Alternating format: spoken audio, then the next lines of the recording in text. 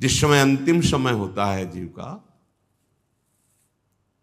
या जिस समय गर्भ में होता है, दोनों स्थितियों में, गर्भ में उसे बहुत जन्मों की याद आती है, तो वो व्याकुल हो जाता है। ऐसे ऐसे कर्म उनके परिणाम से इस गर्भ में, एक बार प्रभु, एक बार मुझे निकाल दो, मैं जाकर के मानव देह में ऐसे सत्कर्म करूंगा, ऐसा भजन करूंगा कि दोबारा मां के गर्भ में ना आना पड़े।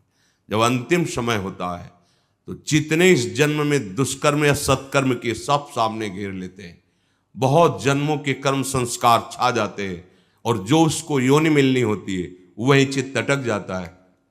आगे बहुत सावधान, बहुत सावधान। कह रहे हरिराम व्यास जी, 14 लोकों में घूम कर, मेरी स्मृति इस समय जागृत, 14 लोकों में घूमा हूं, हर जगह सुख भोग की लालसा में हरि का विस्मरण ही होता रहा। हरि का स्मरण कब होता है अखंड? जब लौकिक सुखों की, भोगों की चाह खत्म हो जाती है। होगी कैसे? भगवान नाम जप से। हरि का विस्मरण कब होता है? जब किसी भी भोग में महत्व करके भोग रहे होगे, उस समय हरि, और अगर हरि स्मरण है तो उसमें सुख नहीं मिल सकता, क्योंकि सत्य प्रकाश तुम्हारे साथ है। इसीलिए बड़े भाग्यशाली जन हैं जो रात दिन नाम का पहरा बैठा लिए हैं। रात दिन नाम, उठे बैठे चले फिरे खाए पिए सब क्रियाएं हो रही, पर भगवत स्मरण परायण, बड़े महत भाग्यशाली। ये जो लोग कहते हैं ना, अरे नाम में रुचि नहीं हो रही, नाम चल नहीं रहा, भाई सिद्ध तो नहीं हो गए ना। रुचि तो भोगों में है, अब नाम अरुचि पैदा करेगा भोगों में, फिर नाम में जब रुचि आएगी तो नामी का रूप झलकेगा। धैर्य पूर्वक जपिए। 14 भुवनों में घूम आया, इसी स्वार्थ ने सुख भोग की लालसा ने हरि विस्मरण कराया। हरि विसरायो। करोड़ों ऐसे अपराध किए जन्म जन्मांतरों में, जिन्हें ब्रह्म हत्या कहते हैं, पंच महापाप कहे गए हैं। कैसी बुद्धि मलिन हो गई है कि इन पंच महापापों को हम मनोरंजन समझते हैं, सुख का साधन समझते हैं। मदिरा पीना, पर स्त्री गमन करना, द्वित कीड़ा, हिंसा, स्वर्ण चोरी, ये 5 महापाप कहे। बोले हम तो हिंसा नहीं करते, अगर मांस खाते हो तो हिंसक ही हो, वही दंड मिलेगा जो हिंसा करने वाले को मिला है। वैसे जैसे कोई गौ हत्या करता है और आप मांस खाते हैं, तो बिल्कुल वही हत्या आपको प्रताड़ित करेगी, आपको जलाएगी, आपका नाश करेगी। कोटि गाय ब्राह्मण मारे को ताप पाप उपजायो। ब्रह्म हत्या जैसा पाप लगता है। देखो कैसी मलिनता है। इसको हम आनंद समझते हैं, मनोरंजन समझते हैं। यह है भारी विपत्ति संपत्ति की। बहुत बहुत सावधान। यह ऐसा धुआं उठा है कलिकाल का, मलिनता का, कि पापाचरण में रति है। जैसे निष्ठावान धर्मात्मा पुरुष धर्म से विचलित नहीं हो सकता, ऐसे ही हम अधर्म निष्ठा वाले बन रहे हैं। स्वागत में तो मदिरा ही प्रधान हो रही। कैसा कैसा बुद्धि काम नहीं कर रही। कैसे मंगल होगा, कैसे सुख होगा, जिसे शास्त्र के रचयिता भगवान स्वयं श्री कृष्ण द्वैपायन व्यास देव जी वो कह रहे हैं। ये पंच महापाप है, ये ब्रह्म हत्या के समान है। कैसा कैसा मनोरंजन। मित्र मिले, क्या स्वागत में मदिरा रखी जाए, और बहुत भाई धनी है, ऐश्वर्यवान, तो मांस भक्षण और व्यभिचार, मनोरंजन के लिए द्वैत कीड़ा, दूसरों का धन अपहरण करना, हिंसा करना स्वभाव। क्या हो रहा है? बोले पाप ताप उपजायो, भारी ताप।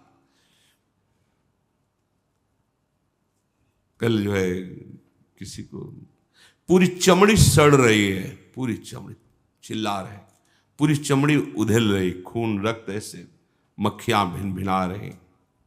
क्या हुआ? कर्म बिगड़ गया, मानव देह मिली, जीना मुश्किल है, प्रतिपल आह, अब जब तक जिए तब तक वो चीखता रहेगा। अर्थ नहीं है औषधि के लिए, कोई पास नहीं जा रहा है।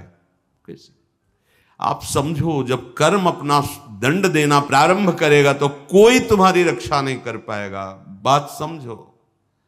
हरिराम व्यास जी कह रहे हैं, कोटि गाय ब्राह्मण मारे को ताप पाप उपजायो।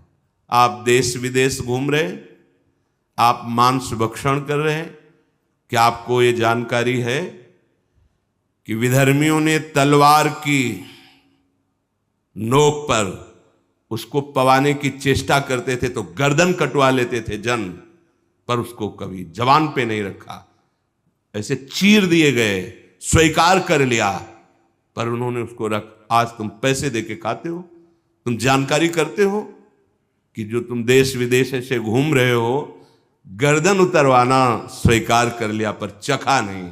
आज तुम्हारी बुद्धि इतनी भ्रष्ट है कि तुम पैसा देकर उसे खाते हो और अपने को मनुष्य कहते हो, अपने को जो जो भी नाम दो कि हम ये सनातनी, हम ये धर्म में चलने वाले। आप क्या, सनातन भगवान का नाम है, भगवान का नाम सनातन है।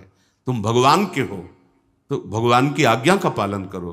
तुम्हारे लिए जो बना हुआ आहार है उसे आप पाओ, धर्म पूर्वक चलो। महापाप हम हर्षित होकर करते हैं, बातें बड़ी बड़ी ज्ञान वैराग्य बड़ी उन्नति की बातें करते हैं, और हमारे आचरण कैसे होते हैं। सुधार करो भाई, सुधार कर लो।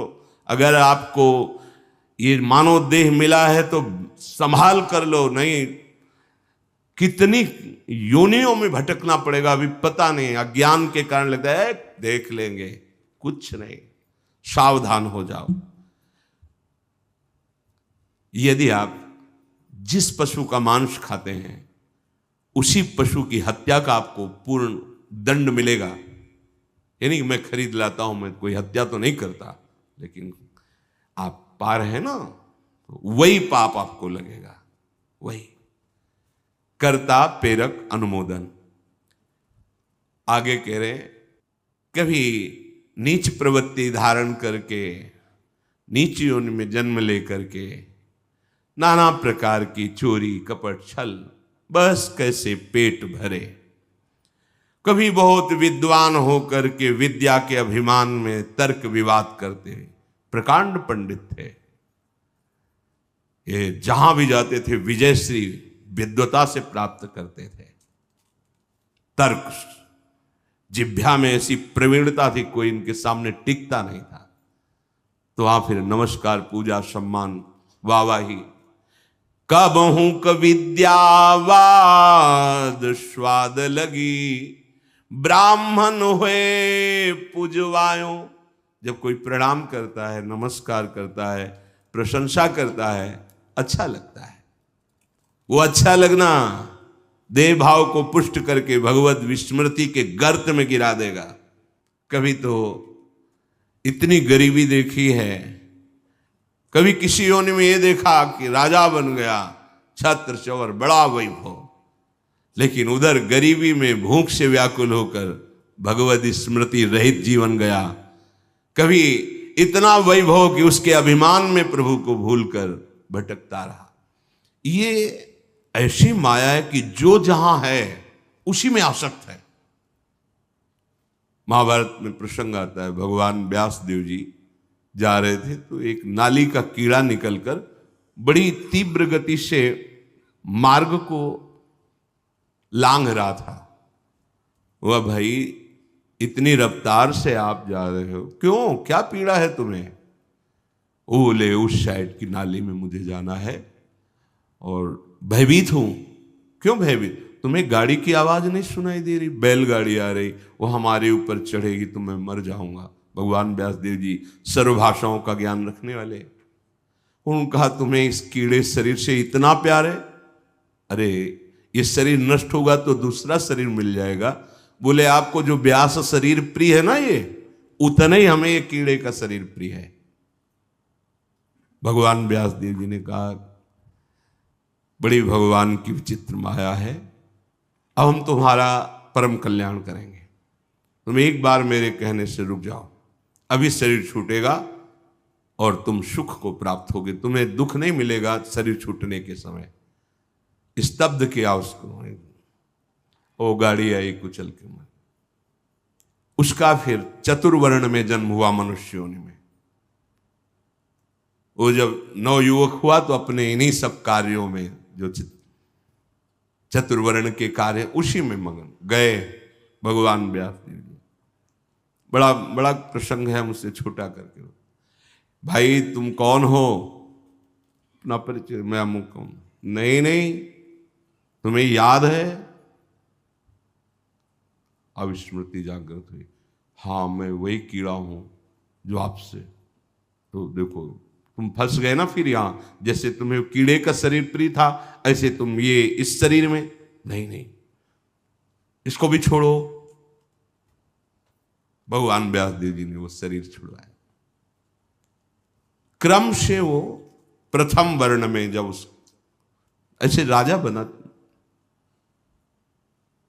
तृतीय वर्ण, ओ चंवर डुलाए। तुम्हें याद है? हर वर्ण में उसका जन्म हुआ क्रम से। तुम्हें याद है? हाँ, मैं चक्रवर्ती राजा हूं, मेरा है भाई वो, मुझे स्मृति। नहीं नहीं, तब पूर्व। हाँ, मैं नाली कीड़ा था, मैं ये समझो। भगवद स्मृति धारण करो, इस पे राग मत करो। वहां त्याग करा है। जब प्रथम वर्ण में जन्मा, वो अपने कार्य में विद्वान होकर ऐसे उपरोहिता। फिर भगवान व्यास देव, तुम्हें याद है? शास्त्र याद है? ये सब नहीं, पूर्व स्मृति याद है? पूरी याद कर। हाँ भगवान, अब एकांत वन सेवन कर, और मैं जो ब्रह्म विद्या का उपदेश कर रहा हूं उसको धारण कर, तो परम पद को प्राप्त होगा। उसमें दिखाया कि जिस शरीर में जीव जाता है उसी को ऐसा मानता है ये मेरा है, और मानो पहली बार मैं इस सृष्टि में आया हूं, सब भूल जाता है, और जो उसके सामने परिवार भोग, उसी में आसक्त होकर उसी का चिंतन करके, ये बहुत काल से चल रहा है। जब भगवत प्रताप से स्मृति जागृत हुई तो कह रहे हरिराम व्यास जी कि कभी मैं नीच वर्ण में जन्मा तो नाना प्रकार के नीच कर्म करता रहा, कभी उच्च वर्ण में जन्मा तो बस यही वाद विवाद और तर्क प्रणाम नमस्कार, इसमें पूरा जीवन विस्मरण कर दिया हरि का। कभी मैं बहुत गरीब हुआ तो घर घर पेट पालने के लिए उनकी जूठन खाई, कभी सिंहासन पर बैठकर राजा हुआ, छत्र चंवर डुल रहे, भूल गया ऐश्वर्य में प्रभु को। कबहू का कंचन कामिनी लगी, रन दूल्हा बिरद बुलायो, कबहू क विषयी विषयन कारण, घर तज मूड मुड़ायो। ऐसे नाना धर्म कर्म करी, जन्म जन्म डहकायो, अब कै रसिक अनन्य निव्यास ही, राधा रमण दिखायो। कभी कंचन में आसक्त, कभी कामी में आसक्त, बड़ी दुर्दशा हुई। हर जगह विनाश को प्राप्त होता रहा। कभी विषयों का संग करके विषय भोग को ही सुख समझा, कभी बहुत अपमानित हुआ, बहुत दुखित हुआ तो एक मार्ग दिखाई दिया कि ये सारी सुख सुविधाएं संत बनने में हैं। तो नारी मुई घर संपत्ति नासी, और मूड मुड़ाए भय सन्यासी। तो बोले घर तज मूड मुड़ाए, लक्ष्य भगवत प्राप्ति नहीं है, धोखा, अपने साथ बहुत बड़ा धोखा, आडंबर नाटक नहीं, दम्भ पाखंड का मार्ग नहीं, सत्य का मार्ग है। हमसे चूक हो जाए तो सुधारना है, लेकिन हमारा लक्ष्य है सत्य मार्ग। अगर लक्ष्य सत्य मार्ग नहीं और यह है कि बढ़िया खाने को मिलेगा, कपड़ा मिलेगा, प्रणाम नमस्कार भेंट, बहुत बुरी दशा है, बहुत बुरी दशा है। आप अपने धर्म से गए, गृहस्थ धर्म का आचरण त्याग कर दिया और व्यक्त धर्म को स्वीकार नहीं किया, तो ऐसे न वैसे रहे मजरेढ़ो, पाछलियो जुभई निर्भाषण। क्या हुआ? जीवन व्यर्थ चला गया, अपराध बन गए। अगर लक्ष्य भगवत प्राप्ति नहीं और वेश धारण किया तो पापाचरण निश्चित होगा, पाखंड निश्चित होगा, दंभ निश्चित होगा और उससे दुर्गति होती, सिर्फ दुर्गति, कहीं कोई गुंजाइश नहीं है। ये वेश ऐसे नहीं धारण करना चाहिए। ये देख करके कि आप चलो बाबा जी बन जाते हैं, अब तो कह रहे घर तजी मूढ़ मुड़ायो, चलते बड़ी सुख सुविधा है, ठीक है तुम बाहरी फिर मन और इंद्रियों का विलास, इसको रोक पाओगे? इसको सत्य वस्तु के आश्रय से रोका जाता है, सत्य चिंतन से रोका जाता है। भोग विलासिता पर लक्ष्य करके निकलोगे तो नष्ट हो जाओगे। ये मार्ग ऐसा नहीं है, खिलवाड़ नहीं है कि मेहनत नहीं करनी पड़ेगी। पेट भरने के लिए लोग 8 घंटा मेहनत करते हैं, चंद रुपए मिलते हैं, परिवार का पोषण करते हैं, अगर नाम जप करते हैं तो उनको वही गति मिलेगी जो एक योगी को प्राप्त होती है, जो एक भगवत मार्ग के पथिक को प्राप्त होती है। आपको बढ़िया बढ़िया भोजन, वस्त्र, सुविधा सब मिल रही, किस लिए? कि आप निरंतर अपने इंद्रियों को शासन में रखकर भगवदानंद में डूबने के मार्ग में चल रहे हो। चलो निकलो, भगवान की माया ने सहयोग कर दिया, चलो निकलो। तुम्हें अब चिंता न खान पान की करनी, न वस्त्र की करनी, न व्यवहार की करनी, निकलो भगवत चिंतन करके। ये मार्ग है।